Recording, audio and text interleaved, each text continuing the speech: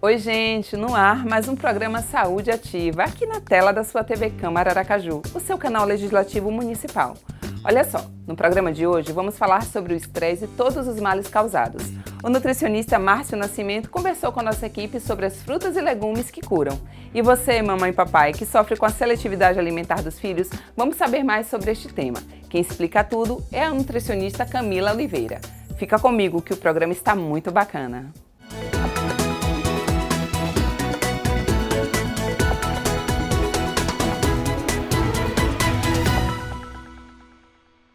O estresse é um dos maiores males da atualidade. Muitos dos seus sintomas levam a alterações hormonais e fisiológicas. Mas você sabe quais são? A psicóloga Carol Souza nos explica tudo. Roda VT! Olá, eu estou aqui com a psicóloga Carol Souza e nós vamos falar hoje sobre estresse. O estresse e seus malefícios, não é isso, doutora Carol? O que é que causa o estresse? O estresse não tem uma causa muito definida, né? São uma junção de fatores que é uma reação fisiológica do nosso corpo no sentido que abrange físico e mentalmente, certo? E o estresse, ele traz vários malefícios, não é isso, para a saúde da pessoa. Quais são esses malefícios? Sim, sim. Quando a gente fala de estresse, a gente sempre fala do cortisol, que é o hormônio do estresse. Dentro de um padrão, esse cortisol é bom, né? Porque ele deixa o nosso corpo preparado para os desafios. Só que existe um probleminha quando esse hormônio está em alteração, que ele causa umas reações físicas, psicológicas, o corpo dá uns sinaizinhos de que as coisas não estão muito bem. Tem como a pessoa tratar o estresse? É possível sim de tratar, né? Com a ajuda da terapia, né? Em alguns casos é necessário o uso de fármacos, né? Ansiolíticos, algo do tipo, né? Porque assim, o estresse causa um problema também no nosso corpo. Aumento de pressão, dores de cabeça, tensão, desregulação também do nosso humor, porque ele mexe com os nossos neurotransmissores, que seriam a dopamina e a serotonina. Então, ele desregula um pouquinho isso, mudando a nossa sensação de bem-estar. Então, existe uma forma de prevenir, tentando ter uma vida mais leve, atividade física, para evitar esses probleminhas.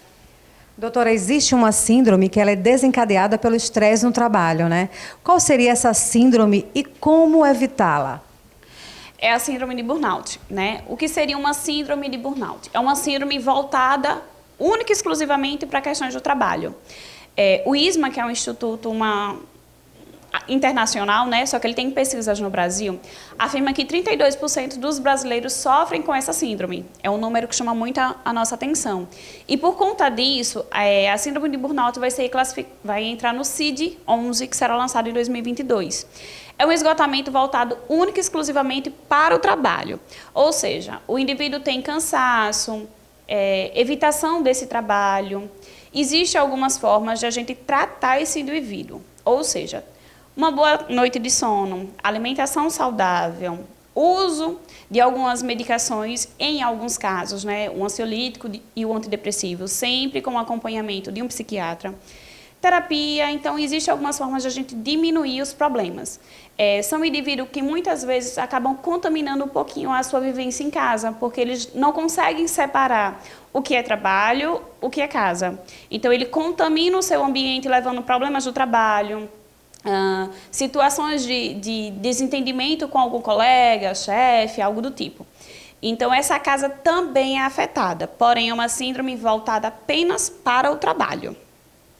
Então, esse tratamento é feito somente com a pessoa que tem esse estresse que foi ocasionado pelo trabalho, ou toda a comunidade da casa também tem que fazer o tratamento, já que eles são contaminados, né? A princípio, o tratamento é feito apenas com o indivíduo, porque ele quem está sendo afetado com essa vivência do trabalho. A gente vai ajudar esse indivíduo, né, na parte da psicologia, a fazer pequenas pausas no trabalho, a conseguir separar. Muitas vezes a gente acolhe essa rede de apoio, né, essa extensão, essa família deles, por conta dessa afetação. Não necessariamente essa família precisa estar em terapia. Muitas vezes a gente ajuda o indivíduo a ter um ajuste e ele acaba levando isso para a família. Ok. E falando sobre o estresse, doutora, existe algum exercício mental, alguma coisa que a pessoa possa fazer para se ajudar no seu dia a dia mesmo, para evitar o estresse? Porque qualquer pessoa está suscetível, né, a ter o estresse. Então, o que é que pode ser feito para evitar isso? A gente sempre fala do equilíbrio, né? Um equilíbrio na qualidade de vida, um equilíbrio no sono, na alimentação, né? Ter pausas, ter momentos de lazer, conseguir separar, né, o que é nosso, o que é do outro. A terapia ajuda muito ao indivíduo se conhecer, até para evitar situações estressoras, né? Então a gente vai pelo equilíbrio sempre.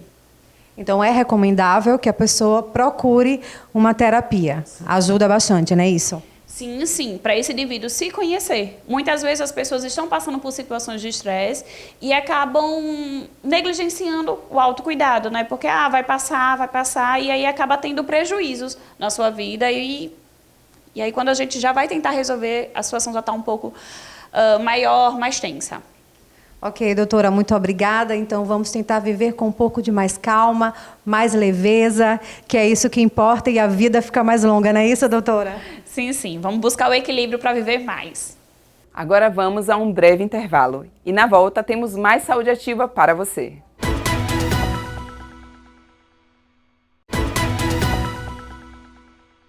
Estamos de volta com Saúde Ativa e eu quero te lembrar que você pode acompanhar todo o trabalho desenvolvido pelo vereador que você elegeu através do portal da Câmara. É o www.aracaju.se.leg.br. E você sabia que é possível baixar o aplicativo TV Câmara Aracaju para iOS e Android e acompanhar toda a nossa programação de onde quer que você esteja? É muito fácil. Você sabia que existem frutas e verduras que curam? Sim, elas possuem vários benefícios e podem nos auxiliar na melhoria da nossa saúde. O nutricionista Márcio Nascimento conversou com nossa equipe e esclareceu sobre o tema. Roda VT! Um estudo feito pela Universidade de Harvard, com 600 pessoas durante um ano, mostrou resultados espetaculares na cura de doenças através do consumo de frutas, legumes. E nós vamos conversar agora com o nutricionista Márcio Nascimento, e ele vai explicar para a gente como foi que funcionou esse estudo. Então, Márcio, tudo bem? Como é que foi que funcionou esse estudo, né? Como é que ele foi realizado? Então, ele aconteceu no ano de 2016, na Universidade de Harvard. Foram 600 pessoas divididas em 2 grupos, onde um grupo ele consumia de 5 a 3 porções de legumes e verduras e 3 porções de frutas ao longo do dia. Seu cardápio ele era composto por 2.000 calorias diárias. O outro grupo ele era subdividido em mais 300 pessoas, certo? Onde eles consumiam 2 porções diárias de verduras e legumes e apenas 1 porção de frutas, onde eles eram livres para consumir alimentos industrializados. O resultado foi o seguinte: o primeiro grupo, onde tinha uma alimentação mais diversificada, uma alimentação bem colorida, eles mantiveram um peso saudável, os níveis de colesterol estavam regulados, tanto o HDL como o LDL, certo? Não apresentaram obesidade, certo? Já o outro grupo, algumas pessoas apresentaram obesidade, hipertensão, algumas pessoas ficaram diabéticas, certo? Então essa foi a conclusão que chegamos, onde frutas e legumes, eles previnem doenças e alimentos industrializados acarretam algumas doenças para a nossa saúde. E a gente está vendo aqui nessa seleção que você fez aqui de frutas, né, e alguns legumes. Vamos começar então a falar sobre a uva safira, né? Ela tem um antioxidante poderoso, né? Explica para a gente qual é o efeito, né, do consumo dessa uva no corpo humano, né? Então, a uva safira é a espécie de uva que mais tem resveratrol. O que seria esse resveratrol? Esse resveratrol, ele é um poderoso antioxidante, certo? A uva também, ela ajuda nos níveis de colesterol, certo? É rico em fibras e ajuda na mobilidade intestinal. A maçã argentina, né, ela contém a quercetina, não é isso? Então, para que serve essa substância aí no organismo da pessoa? Exatamente. A quercetina, ela é um poderoso antioxidante também, certo? Quando comemos a maçã, esse tipo de maçã, em contato com o estômago, ela cria uma espécie de gel protetor no nosso estômago, onde protege de úlceras gástricas e da gastrite, além de ser rico em fibras e ter diversos benefícios para a nossa saúde. Já o melão, ele traz benefícios para a saúde da mulher, não é isso? Quais são esses benefícios? Exatamente. O melão, ele é rico em vitamina A, vitamina C, vitamina D. Também tem antioxidantes que ajudam a mulher no período da menstruação, no período da menopausa. Ele também é muito importante na saúde intestinal, pois ele contém fibras e contém uma boa quantidade de água. Então, ele é excepcional para o intestino humano. E a abóbora, né? Como é que a abóbora pode ser utilizada, né? Desde o caroço, né? Isso, a semente da abóbora até toda a casca também, né? Isso. Então, o que é que pode ser utilizado da abóbora e quais são os benefícios? Exatamente. A abóbora é um legume excepcional, onde podemos consumir tanto a semente, que é rica em proteína, certo? Como a polpa, que a gente já consome, e a casca também, lembrando de higienizar direitinho a casca, certo? E aí é um legume rico em fibras também, que auxilia aí na digestão, no trato digestivo, certo? No intestino também, além de conter várias vitaminas e minerais. Então vamos falar agora sobre o quiabo. Quer dizer que o quiabo ele pode auxiliar na cura do câncer? Exatamente. Teve um estudo realizado em 2013 pela USP, que eles acompanharam as pessoas durante 10 anos. E aí esse estudo mostrou que pessoas que fazem o consumo regular de quiabo têm menos 63% de chance de ter câncer de cólon. E a cenoura? Quer dizer que a cenoura ela auxilia na prevenção do câncer de pele, não é isso? Exatamente. A cenoura ela é rica em beta-caroteno e aí esse beta-caroteno ele ajuda na ativação da melanina. A melanina é responsável pela pigmentação da pele, certo? Ajudando assim a prevenir o câncer de pele, ajuda na saúde da pele também, certo? A dar aquele bronze legal. E agora vamos falar da couve, né? A couve ela é rica em nutrientes, né? E também pode ser utilizada de várias formas, mas também para auxiliar na saúde. Como? Exatamente. É uma verdura, certo? E aí o couve ele é rico em vitamina A, rico em vitamina K, contém antioxidantes, ajuda na saúde intestinal, na saúde da pele, combate a doenças cardiovasculares. Então, ela ajuda também no controle da pressão arterial. Exatamente. Por ser rico em potássio, ela ajuda na regulação da pressão arterial. Ok, a gente vê aqui que são produtos que a gente encontra em feiras livres de Aracaju tranquilamente. Então, só não se alimenta bem e só não previne doenças quem não quer, não é isso? Exatamente, pessoal. Vamos caprichar no consumo de verduras e legumes, certo? Caprichar no consumo de frutas também. Procure um nutricionista e viva melhor. Muito obrigada. Bem interessante. Vamos a mais um intervalo e na volta teremos um bate-papo sobre seletividade alimentar. É bem rapidinho, não sai daí não.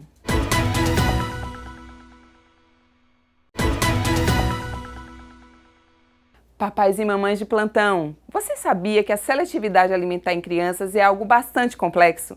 Em muitos casos, recomenda-se o acompanhamento multidisciplinar envolvendo nutricionistas, psicólogos, pediatras e fonoaudiólogos. Vamos saber mais com a nutricionista Camila Oliveira, especialista em crianças. É com você, Moema Lopes. Olá, Dayana. Hoje eu estou aqui com a nutricionista materna infantil Camila Oliveira e nós vamos falar sobre seletividade alimentar. É um problema que ocorre geralmente em crianças e ela vai explicar melhor para a gente como isso acontece. Doutora, o que vem a ser a seletividade alimentar? Então, a gente enxerga como uma dificuldade alimentar. A dificuldade alimentar abrange todas essas questões, independente da sua causa, da sua gravidade. E a seletividade alimentar está dentro da dificuldade alimentar. A gente tem 3 categorias, que é o apetite reduzido, limitado, a ingestão seletiva, que é o que eu vou explicar mais hoje, e o medo do comer. Essas 3 categorias estão dentro dessa dificuldade alimentar, que leva também à ingestão seletiva. E quais as características da criança seletiva? A criança seletiva, ela não aceita é desconfortável para ela comer alimentos novos, vamos dizer assim. Às vezes, a seletividade alimentar vem acompanhada da neofobia. A neofobia é o medo dos alimentos novos. Então, na seletividade alimentar, a criança ela só quer comer, só escolhe comer, às vezes 10 alimentos, 15 alimentos, e só come aquilo. Então, eu tenho exemplos de pacientes, por exemplo, que só come amarelo, por exemplo, entende? Às vezes, só quer comer pão nas refeições. Então, eles escolhem um alimento que é confortável para eles e se prende àquilo. E não se abre para conhecer outros novos e acaba sendo uma alimentação bem restrita. E existem sinais clínicos que podem ser associados à criança seletiva? Sim, existem. Pode estar associado com neuropatias, com disfagia, com a hipersensibilidade às propriedades sensoriais do alimento e também se a criança teve algum atraso motor e oral com a relação com o alimento. E como é que deve ser a relação dos cuidadores com a criança seletiva? Lembrando que os cuidadores, nesse caso, é quem oferece a alimentação para a criança. Então, pode ser os avós, pode ser a babá, pode ser na creche, pode ser os pais. Depende do caso. Então, a característica desse cuidador é responsivo, que a gente chama. Que é aquele cuidador que controla, sabe dividir as responsabilidades com relação à alimentação da criança. Quais são? Os pais, eles vão decidir o que a criança vai comer, a hora que ela vai comer, e a criança vai decidir se vai comer, se vai comer e quanto ela vai comer. Então, é uma característica do cuidador que não tem um controle insistente da alimentação da criança. É aquele que entende que a criança tem sua saciedade, que ela vai comer até quando ela quiser, sem insistência, sem forçar, sem fazer chantagem. Então, é um cuidador que deixa um ambiente bem tranquilo e livre para a alimentação da criança. E como é o tratamento da criança seletiva?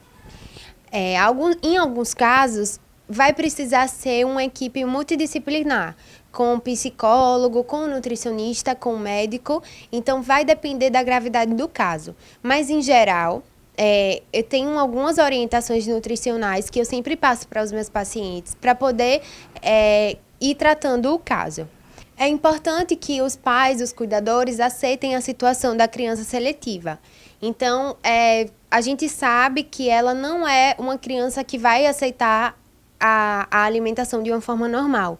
Então, é importante que esses pais aceitem que aquela criança é seletiva e tentem, diante disso, fazer com que a alimentação seja algo prazeroso. Outra questão é que esses cuidadores estabeleçam limites, tanto de frequência de refeições, que eles organizem uma rotina alimentar para essa criança, para ela entender o que deve comer no café da manhã, o que deve comer no lanche, o que deve comer no jantar e no almoço.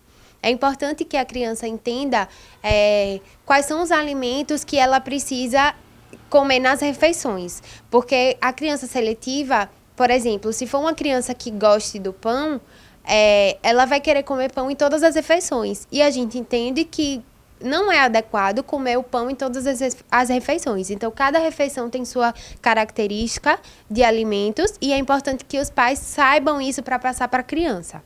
Doutora, existe alguma outra orientação que a senhora queira passar para os pais e os outros cuidadores da criança?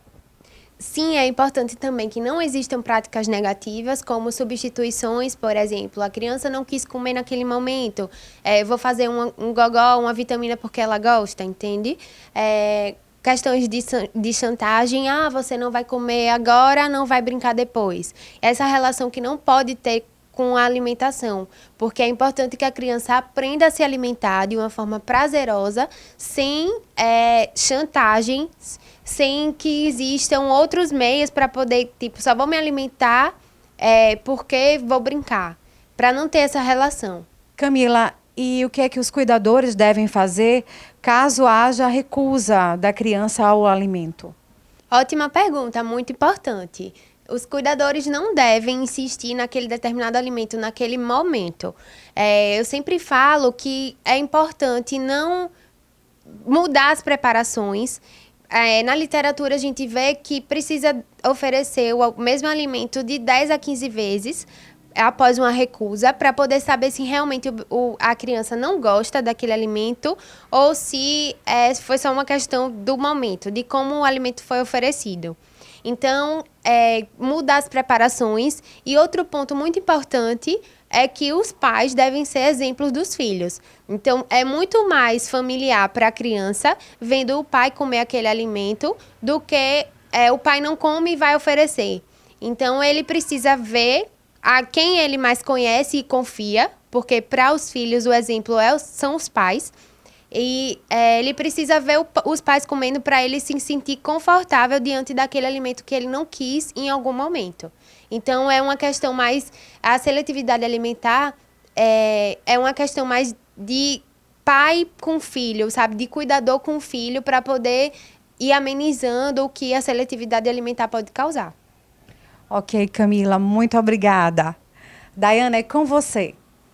Obrigada, Moema. Gente, o Saúde Ativa chega ao fim, mas não esqueça que temos um encontro marcado toda semana aqui na sua TV Câmara. Fique com Deus e até semana que vem. Tchau, tchau!